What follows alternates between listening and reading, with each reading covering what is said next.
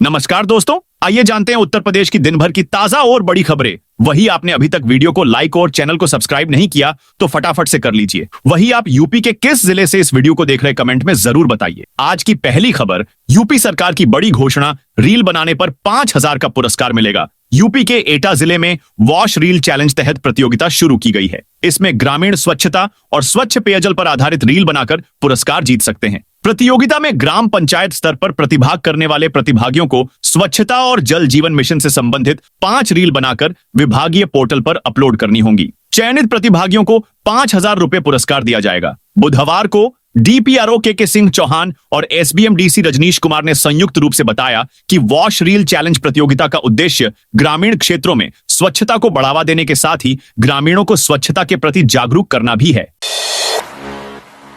संभल में होली सीओ अनुज चौधरी ने सख्त चेतावनी। संभल में होली और रमजान के मद्देनजर कानून व्यवस्था को बनाए रखने के लिए पुलिस प्रशासन अलर्ट है। पीएस कमेटी की मीटिंग में सीओ अनुज चौधरी ने भी सख्त चेतावनी दी है। सीओ अनुज चौधरी ने कहा कि होली पर रंग से जिसे ऐतराज है वह घर से न निकले। जुमा साल में 52 बार आता है, जबकि होली सिर्फ एक बार आता है। संभल में सौहार्दपूर्ण माहौल और शांति से होली और रमजान मनाने के लिए पीस कमेटी की मीटिंग हुई। इस बैठक में सीओ अनुज चौधरी ने होली को लेकर कहा कि जुमा साल में 52 बार आता है, होली साल में एक बार आती है। मुस्लिम समुदाय के जिन लोगों को लगता है कि होली के रंग से धर्म भ्रष्ट हो जाएगा तो वह उस दिन घर से न निकले। अगर निकले तो इतना बड़ा दिल हो, सब एक जैसे हैं, रंग तो रंग है। जैसे मुस्लिम पक्ष ईद का इंतजार करता है, वैसे ही हिंदू पक्ष भी होली का इंतजार करता है।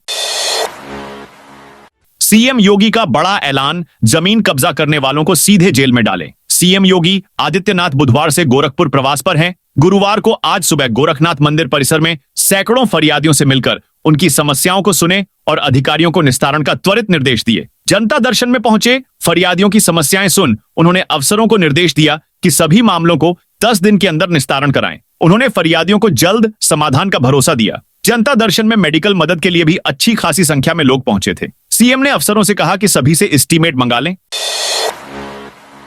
लखनऊ में होली के दिन बदला जुमे की नमाज का समय। उत्तर प्रदेश की राजधानी लखनऊ में होली के दिन होने वाली जुमे की नमाज के समय में बदलाव किया गया है। जामा मस्जिद ने इस बारे में एडवाइजरी जारी की है। इसमें बताया गया कि 14 मार्च को जुमे की नमाज का समय दोपहर 12:30 से बदलकर दोपहर 2 बजे किया गया है। यह निर्णय हिंदू मुस्लिम एकता की मिसाल के तौर पर देखा जा रहा है, ताकि दोनों समुदायों के लोग अपने अपने त्योहार बिना किसी परेशानी के मना सकें। लखनऊ से पकड़े गए बाघ को दुधवा में छोड़ा 90 दिन तक, लोग खौफ में थे। लखनऊ के रहमान खेड़ा में पकड़े गए बाघ को गुरुवार को दुधवा नेशनल पार्क में छोड़ दिया गया। इससे पहले बाघ को पकड़ने के ऑपरेशन में 80 लाख रुपए खर्च हुए। 100 से ज्यादा वन अधिकारियों और कर्मचारियों ने दिन रात मेहनत की, लेकिन बाघ ने इन्हें 3 महीने तक खूब छकाया। बुधवार रात को बाघ को ट्रैंकुलाइज कर लिया गया। थर्मल ड्रोन से पीछा करने के बाद बाघ को 6 डोज दी गई। यह पूरा ऑपरेशन करीब 30 मिनट तक चला। इसके बाद बाघ बेहोश हुआ। ट्रैंकुलाइज करने के बाद बाघ करीब आधे किलोमीटर भागा। इससे वनकर्मी डर गए थे। होली पर 8 से 18 मार्च तक चलेगी रोडवेज बस। होली के मौके पर यात्रियों की भीड़ को देखते हुए यूपीएसआरटीसी की तरफ से 8 मार्च से लेकर 18 मार्च तक विशेष रूप से बसें चलाई जाएंगी। परिवहन मंत्री दयाशंकर सिंह ने बताया कि होली के मौके पर शहरों से बड़ी संख्या में यात्री गांव जाते हैं। इस दौरान यात्रियों को किसी तरह से परेशानी का सामना न करना पड़े, इसका ध्यान रखा जाएगा। दिल्ली गाजियाबाद रूट पर रोडवेज की तरफ से विशेष फोकस किया जाएगा। परिवहन विभाग के सर्वे के मुताबिक त्योहारों के दौरान सबसे अधिक संख्या में लोग दिल्ली गाजियाबाद रूट पर यात्रा करते हैं।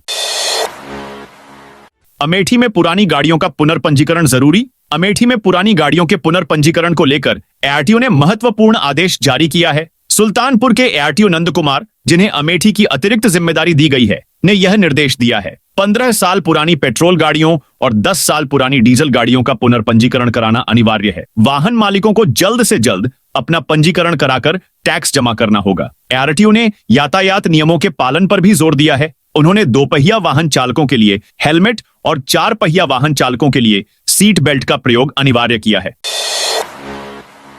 गोंडा में फार्मर रजिस्ट्री में लापरवाही पर डीएम सख्त। गोंडा की जिलाधिकारी नेहा शर्मा ने फार्मर रजिस्ट्री में धीमी प्रगति पर कड़ा रुख अपनाया है। उन्होंने राजस्व और कृषि विभाग के 870 कर्मचारियों का वेतन रोकने के आदेश दिए हैं। इनमें लेखपाल, पंचायत सहायक और रोजगार सेवक शामिल हैं। जिले की 4 तहसीलों में फार्मर रजिस्ट्री का काम 50% से भी कम हुआ है। सदर तहसील के 280, करनैलगंज के 169, तरबगंज के 227 और मनकापुर तहसील के 194 गांवों में यह स्थिति है। डीएम ने सभी कर्मचारियों को 10 मार्च तक काम पूरा करने का अल्टीमेटम दिया है। ताजमहल की सुरक्षा में फिर से सेंध। आगरा में ताजमहल के पीछे मेहताब बाग में सुरक्षा में चूक हुई है। प्रतिबंधित क्षेत्र में पर्यटकों ने जाकर फोटोग्राफी है। महिला यमुना की तलहटी में उतरकर ताजमहल के पास पहुंच गई है। इसका वीडियो सामने आया है। वीडियो 2 दिन पुराना बताया जा रहा है। इसे लेकर सुरक्षा कर्मियों से जानकारी की जा रही है। यह हिस्सा ताजमहल के येलो जोन में आता है, इसीलिए मेहताब बाग में पुलिस और पीएसी तैनात रहती है। आधा दर्जन वॉच टावर भी हैं। मेहताब बाग पर ही ताज व्यू पॉइंट भी है। यहीं से एक वीडियो बनाया गया है जिसमें एक विदेशी महिला पर्यटक यमुना की तलहटी में उतरकर ताजमहल के बिल्कुल पास जाकर वीडियो बनाती है, फिर आराम से लौट आती है। वीडियो मंगलवार शाम का बताया जा रहा है। एसीपी ताज सुरक्षा सैयद अरीब अहमद का कहना है कि वीडियो की जांच कराई जा रही है। सुरक्षा कर्मियों से भी पूछताछ की जा रही है। किसानों को नोएडा की तर्ज पर मिलेगा 64% अतिरिक्त मुआवजा। यमुना एक्सप्रेसवे निर्माण के दौरान भूमि अधिग्रहण में आगरा के किसानों को नोएडा की तुलना में कम मुआवजा मिला था। इसके विरोध में पिछले 15 सालों से किसान आंदोलनरत थे। अब इस मामले में बड़ी प्रगति हुई है। एतमादपुर के विधायक धर्मपाल सिंह ने मंगलवार को यमुना विकास प्राधिकरण के सीईओ अरुण वीर से नोएडा में मुलाकात की। इस दौरान उन्होंने किसानों के लिए 64% अतिरिक्त मुआवजे की मांग रखी। प्राधिकरण के सीईओ ने जल्द ही किसानों को मुआवजा देने का आश्वासन दिया है। प्रयागराज में 24 मार्च तक खोजे जाएंगे टीबी मरीज। प्रयागराज में टीबी यानी क्षय रोग के मरीजों की खोज के लिए विशेष अभियान शुरू हो गया है। 100 दिवसीय इस अभियान के तहत घर घर जाकर टीम ऐसे मरीजों को चिन्हित करेगी। जिन मरीजों में टीबी के लक्षण मिलेंगे उनकी सैंपलिंग कराई जाएगी और यह पता लगाने का प्रयास किया जाएगा कि संबंधित मरीज में टीबी बीमारी है या नहीं। यदि टीबी होने की पुष्टि होती है तो तत्काल उसका इलाज शुरू कराया जाएगा।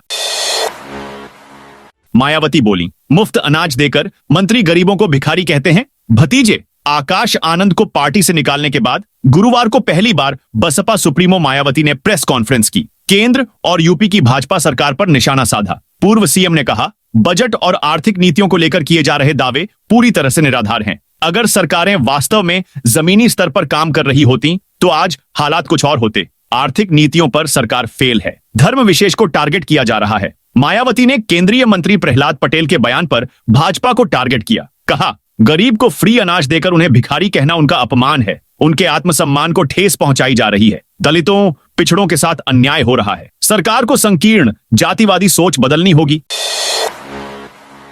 सदन में एक राष्ट्र एक चुनाव का प्रस्ताव पास। यूपी में पहली बार कानपुर नगर निगम में विशेष सदन में एक राष्ट्र एक चुनाव के प्रस्ताव को बहुमत प्रदान किया गया। कांग्रेस के विरोध के बीच प्रस्ताव को पास किया गया। राष्ट्रपति को अनुमोदन के लिए प्रस्ताव भेजा जाएगा। इस दौरान कांग्रेस पार्षद हाजी सुहेल अहमद ने प्रस्ताव को संघीय ढांचे में बदलाव लाने वाला बताया। विशेष सदन में कई पार्षद व पदेन सदस्य नहीं पहुंचे।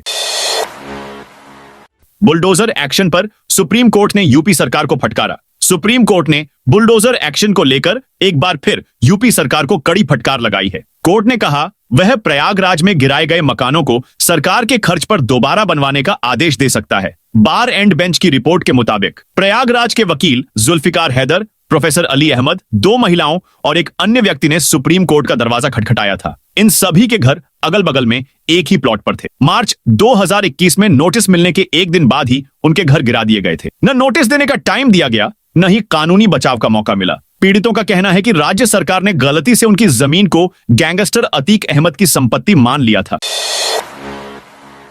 लखनऊ कानपुर हाईवे पर 2 माह तक भारी वाहन रहेंगे। प्रतिबंधित भारतीय राष्ट्रीय राजमार्ग प्राधिकरण लखनऊ कानपुर एक्सप्रेसवे पर 2 माह के लिए भारी वाहनों का आवागमन प्रतिबंधित करने जा रहा है। होली बाद पूर्ण रूप से भारी वाहन लखनऊ कानपुर एक्सप्रेस का उपयोग मई 2025 के मध्य तक नहीं कर सकेंगे। इस दौरान लखनऊ से कानपुर जाने वाले वाहन दारोगा खेड़ा के पास स्लिप रोड के जरिए आउटर रिंग रोड पर छड़ा दिए जाएंगे। वहीं कानपुर से आने वाले वाहन दही चौकी की ओर डाइवर्ट होंगे या फिर प्रधान ढाबा यानी बनी से मोहनलालगंज, गोसाईगंज होते हुए पूर्वांचल एक्सप्रेस का प्रयोग करते हुए अपने गंतव्य पर जाएंगे। एनएचएआई इस डायवर्जन का प्रपोजल जल्द ही प्रशासन के वरिष्ठ अधिकारियों व ट्रैफिक पुलिस को सौंपने जा रहा है।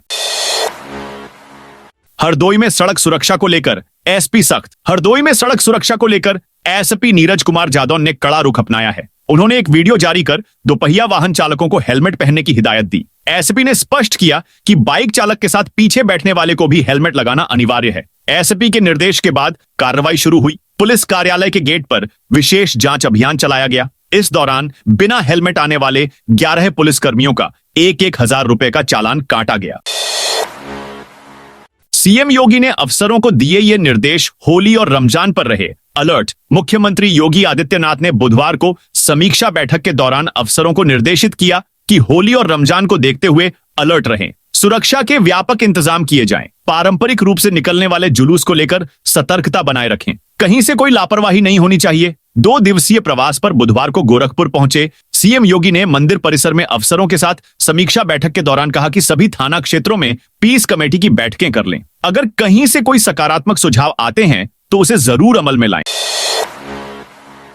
अलीगढ़ में 9,000 लीटर नकली खाद्य तेल पकड़ा। अलीगढ़ के बन्ना देवी थाना क्षेत्र में गुरुवार को प्रशासन और खाद्य विभाग एफडीआई की टीम ने बड़ी कार्रवाई करते हुए 9,000 लीटर नकली रिफाइंड और खाने का तेल पकड़ा है। विभाग को इलाके में मिलावटी तेल बनाने की सूचना लगातार मिल रही थी। बताया जा रहा है कि होली में खपाने के लिए बड़ी मात्रा में नकली रिफाइंड और खाद्य तेल तैयार किया जा रहा था, जिसे मौके से बरामद किया गया है। जिसके बाद टीम ने तत्काल सारे मिलावटी तेल को जब्त कर लिया है और फैक्ट्री को भी सील कर दिया है।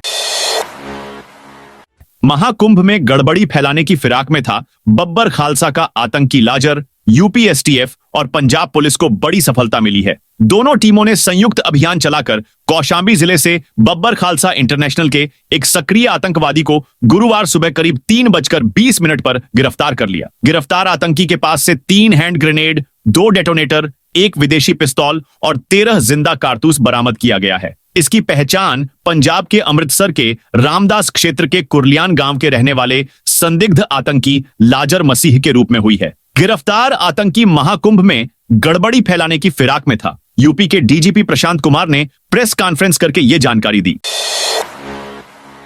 अमेठी में शराब दुकानों की हुई ई लॉटरी। अमेठी कलेक्ट्रेट में कड़ी सुरक्षा व्यवस्था के बीच शराब दुकानों की ई लॉटरी प्रक्रिया संपन्न हुई। नोडल अधिकारी पंकज कुमार और डीएम की मौजूदगी में पूरी प्रक्रिया संपन्न हुई। लॉटरी से दुकान पाने वाले लोगों के चेहरे पर मुस्कान छा गई, तो जिन्हें दुकान नहीं मिली वह मायूस होकर अपने घर के लिए रवाना हो गए। इस बार शराब की दुकानों की लॉटरी में अमेठी की आबकारी विभाग को 15 करोड़ रुपए का राजस्व प्राप्त हुआ था।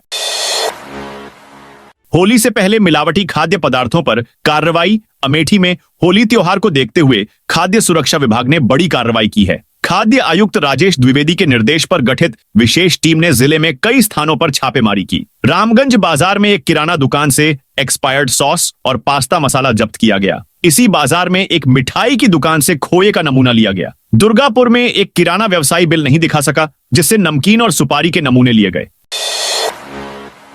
अलीगढ़ मुस्लिम यूनिवर्सिटी में 10 मार्च को खेलेंगे होली। होली का त्योहार आने वाला है और इसके लिए अभी से ही लोगों ने तैयारियां शुरू कर दी हैं। ऐसे में अलीगढ़ मुस्लिम यूनिवर्सिटी में होली मिलन समारोह आयोजन की अनुमति नहीं दिए जाने के मामले ने तूल पकड़ लिया है। गुरुवार को अखिल भारतीय करणी सेना के पदाधिकारियों ने पैदल मार्च निकालकर एएमयू के खिलाफ नारेबाजी की और कलेक्ट्रेट पहुंचे, जहां प्रधानमंत्री को संबोधित झापन एडीएम सिटी अमित कुमार भट्ट को दिया गया। पदाधिकारी ज्ञानेंद्र सिंह चौहान ने कहा कि 10 मार्च को रंगभरनी एकादशी पर एएमयू में हिंदू छात्रों के साथ होली खेली जाएगी और होली मिलन भी होगा, चाहे इसके लिए अनुमति मिले या न मिले। जब एएमयू में रोजा इफ्तार, ईद मिलन के आयोजन हो सकते हैं तो होली मिलन क्यों नहीं।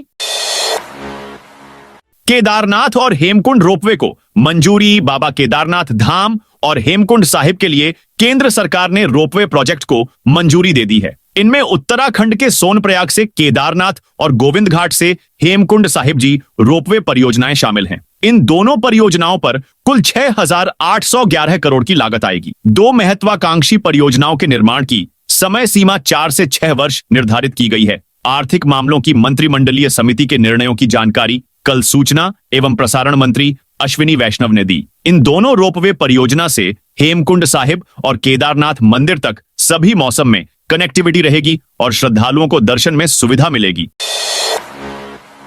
विदेशी फूलों से महकेगी रामायण वाटिका। भगवान श्री राम की भव्य रामायण वाटिका भक्तों और पर्यटकों को आकर्षित करने के लिए पूरी तरह सज चुकी है। इस विशेष वाटिका को 1.5 लाख से अधिक देशी विदेशी पौधों और फूलों से सजाया गया है। वाटिका में राम सेतु, आश्रम, शिवलिंग और नंदी जैसे धार्मिक प्रतीकों को भी फूलों से तैयार किया गया है। पहली बार बरेली में इस तरह की भव्य पुष्प प्रदर्शनी का आयोजन किया जा रहा है, जिसमें फूलों से निर्मित भगवान राम, लक्ष्मण, सीता, जटायु और हनुमान के भव्य स्वरूप दर्शकों के लिए मुख्य आकर्षण होंगे।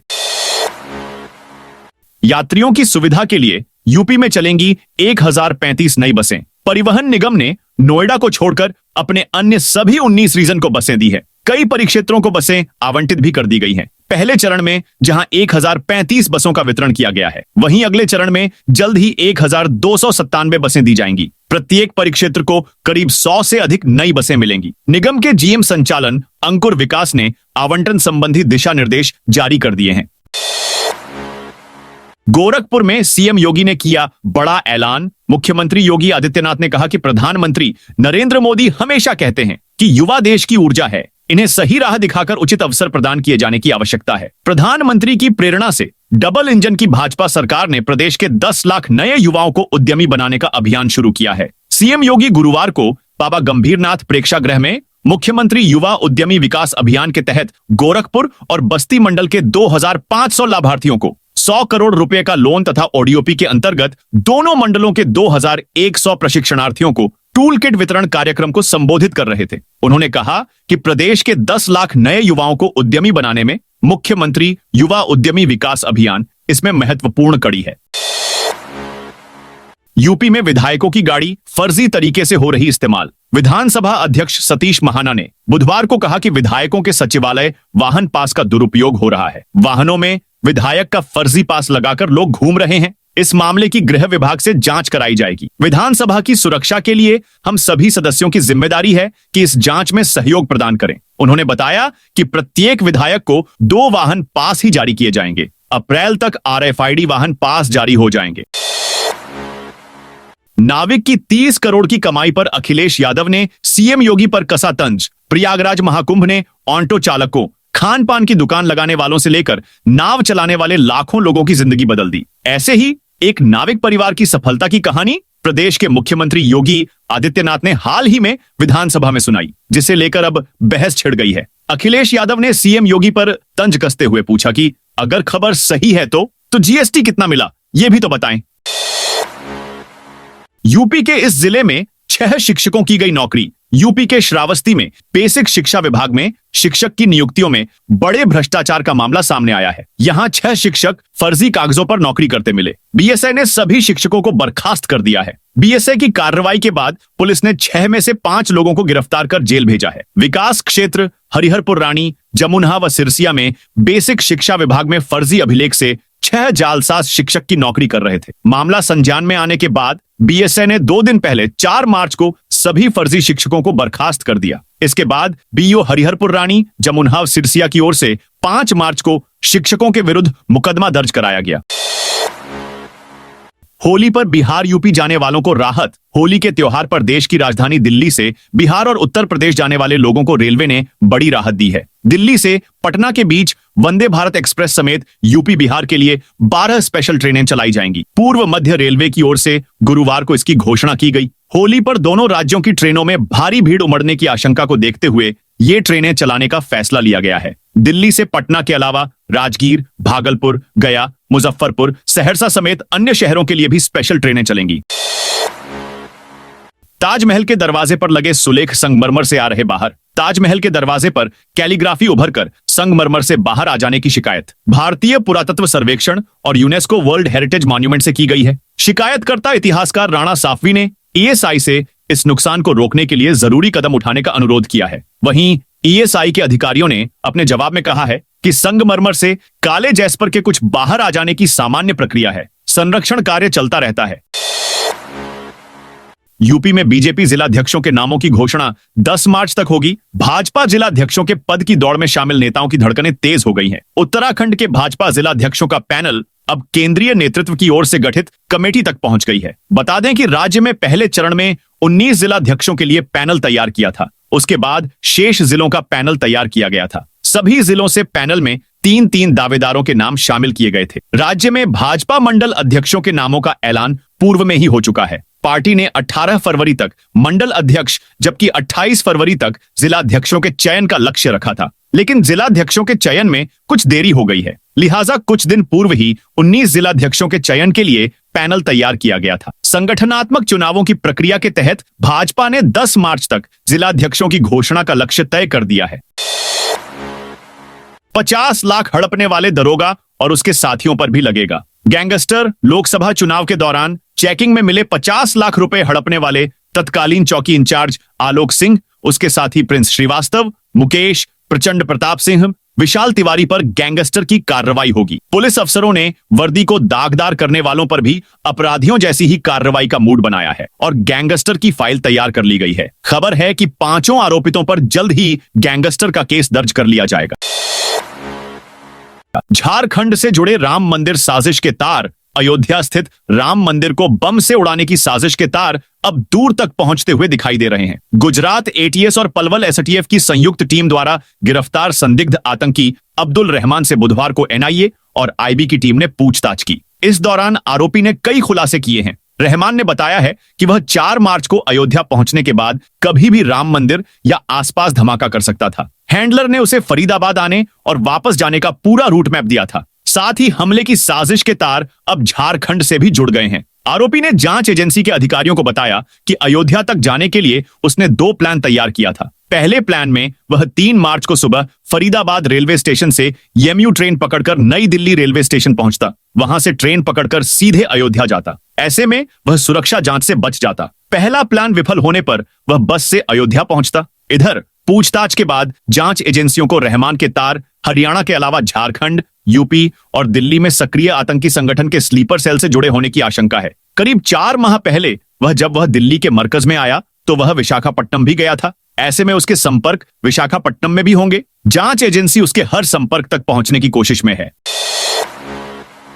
गोरखपुर में सीएम योगी ने सांसद रवि किशन की छुटकी ली। सीएम ने कहा, अब केले के चिप्स और अचार बन रहे हैं, केले के रेशे से बाल भी तैयार किए जा रहे हैं। मैंने रवि किशन से कहा, काहे परेशान हैं? केले के बाल लगाइए और अलग अलग किरदार निभाइए। यानी अगर उन्हें कभी कालीबाड़ी बाबा का रोल करना हो तो बालों की जरूरत नहीं होगी, केले के बाल उन्हें मिल जाएंगे। जिस केले को हम फेंक देते थे वह अब काम का हो गया है। यूपी में 96 एमएसएमई यूनिट हैं। हमारे युवा अब सिर्फ नौकरी लेने वाले नहीं बल्कि नौकरी देने वाले भी बन रहे हैं। योगी ने मुख्यमंत्री युवा उद्यमी विकास अभियान के तहत गोरखपुर और बस्ती मंडल के संयुक्त क्रेडिट कैंप का शुभारंभ किया।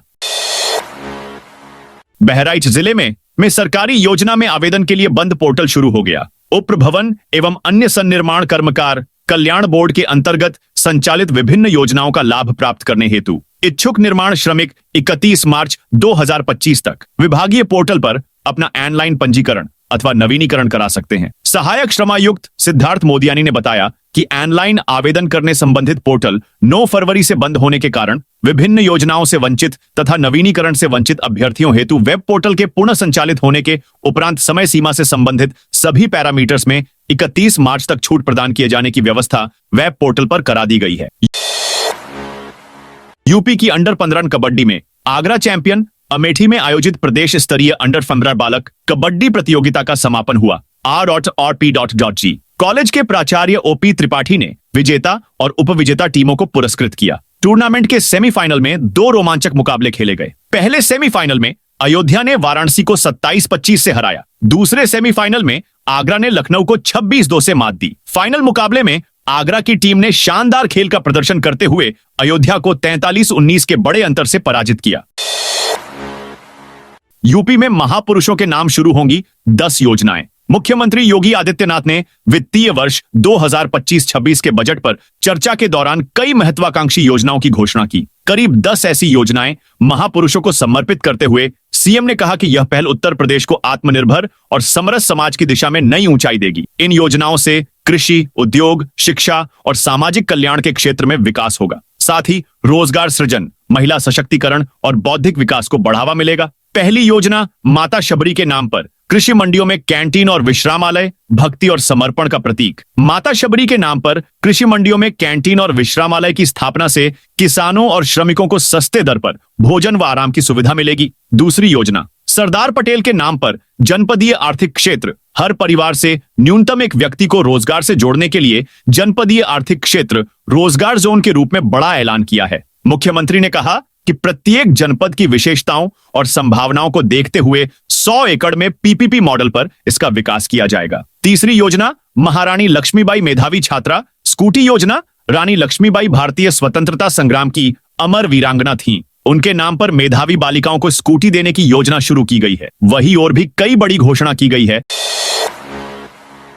पेट्रोल पंप मालिक से 1,20,000 का फ्रॉड। वाराणसी के रामनगर थाना क्षेत्र के पेट्रोल पंप मालिक ने 1,20,000 के फ्रॉड का मुकदमा दर्ज करवाया है। रामनगर भीटी स्थित राम रघुवर एनर्जी स्टेशन के मालिक पीयूष सोनकर ने उक्त मुकदमा दर्ज कराया है। घटना जुलाई 2024 की है। 8 महीने बाद पीड़ित ने पुलिस को घटना के संबंध में जानकारी दी है। फिलहाल पुलिस संबंधित धाराओं में मुकदमा दर्ज कर जांच में जुट गई है। दोस्तों, यह थी उत्तर प्रदेश की दिन भर की ताजा और बड़ी खबरें। जय हिंद, जय भारत।